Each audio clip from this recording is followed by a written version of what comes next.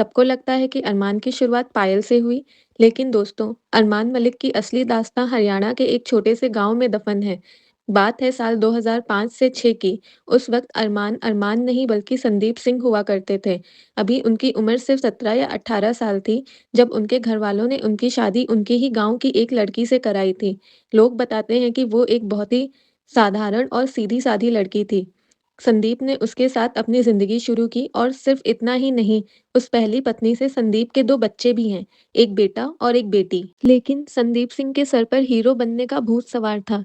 उसे गाँव की मिट्टी नहीं, शहर की चकाचौंध चाहिए थी। फिर एक दिन बिना किसी को बताए संदीप ने उस पहली पत्नी और उन मासूम बच्चों को उनके हाल पर छोड़ दिया।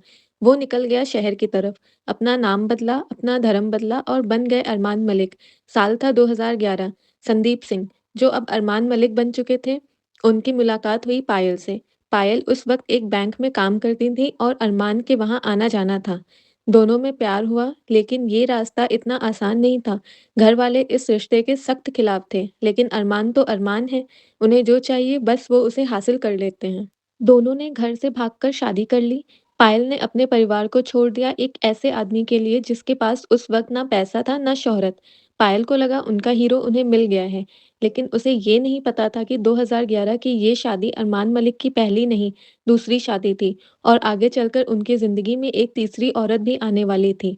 अब कहानी में आता है वो मोड़। साल था 2018। अरमान और पायल की शादी को लगभग 7 साल हो चुके थे और उनका एक बेटा भी था, चिरायु। सब कुछ परफेक्ट चल रहा था, लेकिन तभी एंट्री होती है कृतिका की।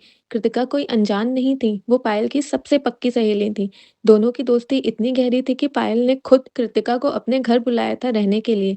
पायल ने कभी सपने में भी नहीं सोचा था कि जिस सहेली को वो अपने घर की चाबी दे रही हैं, वही उसकी पति की दूसरी पत्नी बन जाएगी।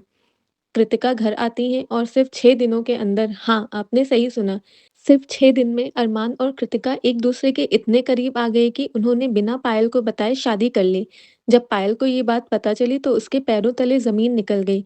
पायल ने घर छोड़ दिया, वो टूट चुकी थी और लगभग 1 साल तक वो अरमान से अलग रहीं। उन्होंने पायल को मनाया और उससे भी बड़ी बात, उन्होंने दोनों सौतनों को एक साथ एक ही छत के नीचे रखने के लिए राज़ी कर लिया। दुनिया थू-थू कर रही थी, लेकिन अरमान के लिए ये यूट्यूब का जैकपॉट था। उन्होंने इस दोस्ती और धोखे की दास्तान को व्लॉग्स में बेचना शुरू कर दिया और वहीं से शुरू हुआ इनके करोड़ों का एम्पायर। उस दिन उन्हें समझ आ गया कि बदनामी में ही असली पैसा है।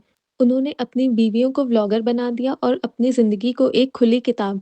इनके व्लॉग्स में आपने अक्सर देखा होगा, अरमान कभी पायल को डायमंड रिंग गिफ्ट कर रहे हैं तो अगले ही पल कृतिका के लिए एक महँगा नेकलेस आ जाता है।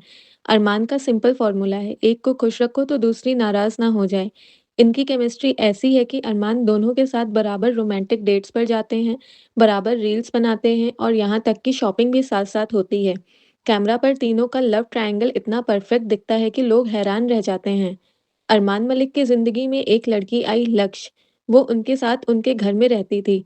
किस्सा तब भयानक हो गया जब इल्ज़ाम लगने लगा कि अरमान ने उस माइनर लड़की के साथ गलत किया है। बात पुलिस तक पहुंची। पीओएससीओ एक्ट के तहत केस दर्ज हुआ। लोग हैरान थे कि क्या अरमान वाकई एक शातिर क्रिमिनल है। लक्ष्य ने सुसाइड अटेम्प्ट किया। पुलिस स्टेशन के चक्कर लगे, लेकिन अरमान ने यहाँ भी दिमाग लगाया। उन्होंने हर पुलिस इन्वेस्टिगेशन, हर एक आंसू पर ब्लॉग बनाया।